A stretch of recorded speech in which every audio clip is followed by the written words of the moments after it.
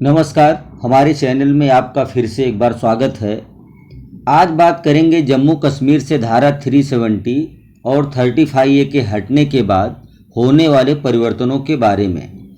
वैसे तो जम्मू कश्मीर से विशेष दर्जा हटने से बहुत सारे परिवर्तन हुए हैं, जैसे जम्मू कश्मीर के झंडे का वजूद खत्म होना, तिरंगा का घाटी में शान से लहराना, भारतीय संविधान का पूरी तरह लागू होना, सूचना का अधिकार लागू होना, भ्रष्टाचार का कानून लागू होना, जमीन खरीदने का अधिकार प्राप्त होना आदि। इन सब नियम कानूनों के लागू होने से जो सबसे बड़ी उम्मीद कश्मीरी हिंदुओं को जगी थी कि उनकी 90 के दशक में छीनी जाने वाली ज़मीन, घर, मकान, दुकान, बागान आदि उनको दोबारा वापस मिलेगा।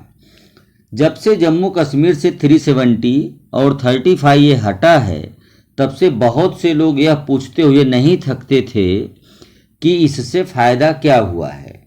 इसी क्रम में राज्यसभा में पूछे गए एक सवाल के जवाब में आर्टिकल 370 हटने के बाद कितने कश्मीरी पंडितों या कश्मीरी हिंदुओं को उनकी प्रॉपर्टी वापस मिल सकी है, इसके जवाब में केंद्रीय गृह राज्य मंत्री नित्यानंद राय ने कहा कि सरकार उन सभी कश्मीरी हिंदू को वापस कश्मीर में बसाने के प्रयास में है जो वहां से आतंकी हिंसा के बाद कश्मीर छोड़कर पलायन कर गए थे।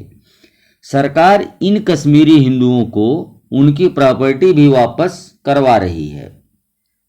एक प्रश्न के लिखित उत्तर में गृह राज्य मंत्री ने जम्मू कश्मीर सरकार द्वारा प्रदान की गई जानकारी का हवाला देते हुए बताया कि धारा 370 और 35A हटने के बाद 9 हिंदू परिवारों की पुश्तैनी संपत्ति को बहाल किया गया है, अर्थात उनको सौंप दिया गया है। नित्यानंद राय के अनुसार जम्मू कश्मीर में प्रवासी अचल संपत्ति अधिनियम 1997 के तहत जम्मू और कश्मीर में संबंधित जिलों के जिला मजिस्ट्रेट अचल संपत्ति के कानूनी संरक्षक हैं। प्रवासी के संपत्ति पर किए गए अतिक्रमण के मामलों में बेदखली की कार्यवाही पर स्वतः संज्ञान लेते हैं। हिंदू प्रवासी ऐसे मामलों में खुद भी डीएम से अनुरोध कर सकते हैं।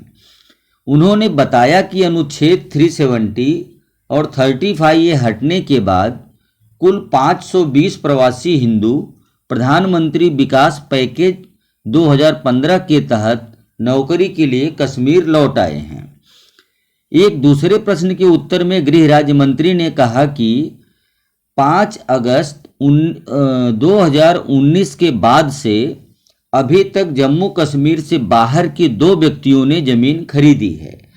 संतोष इस बात से अवश्य करना चाहिए कि जम्मू कश्मीर से विशेष राज्य का दर्जा समाप्त होने के बाद 30 वर्षों से शरणार्थी का जीवन जी रहे कश्मीरी हिंदुओं को फिर से अपने पुश्तैनी घर लौटने की उम्मीद जगी है और इसकी शुरुआत भी हो गई है, परंतु ज़रूरत है इसमें तेजी से कार्य करने की, जिससे लाखों कश्मीरी हिंदुओं के विश्वास को जीता जा सके। 520 प्रवासियों के कश्मीर लौटने और 9 परिवारों को उनकी पुश्तैनी संपत्ति प्राप्त होने से एक ईमानदार प्रयास की शुरुआत दिखाई देती है। इसका स्वागत अवश्य होना चाहिए। इन सारे बदलाव के पीछे 2 नेताओं की दूरदर्शिता है। उसमें प्रधानमंत्री नरेंद्र मोदी और गृह मंत्री अमित शाह।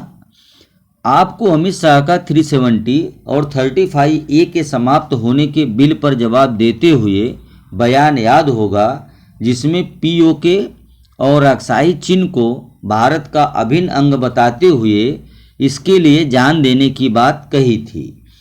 हाल ही में एक आदेश जारी करते हुए विस्थापित कश्मीरी हिंदुओं की संपत्तियों का संरक्षण सुनिश्चित करने को कहा गया है। जम्मू कश्मीर प्रवासी अचल संपत्ति 1997 को सख्ती से लागू करने का निर्देश दिया गया है।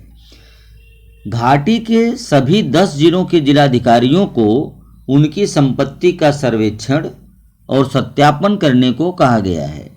15 दिनों के अंदर उन्हें संभागीय आयुक्त कश्मीर को अनुपालन रिपोर्ट दाखिल करने का निर्देश जारी हुआ है। अधिकारियों को समयबद्ध तरीके से अतिक्रमणकारियों और अवैध कब्जाधारियों को बेदखल करने का आदेश दिया गया है। दोस्तों, कैसा लगा यह वीडियो आपको? अगर वीडियो पसंद आई है तो लाइक करें, शेयर करें, कमेंट करें और हमारे चैनल को सब्सक्राइब अवश्य करें। धन्यवाद। मिलते हैं अगले वीडियो में।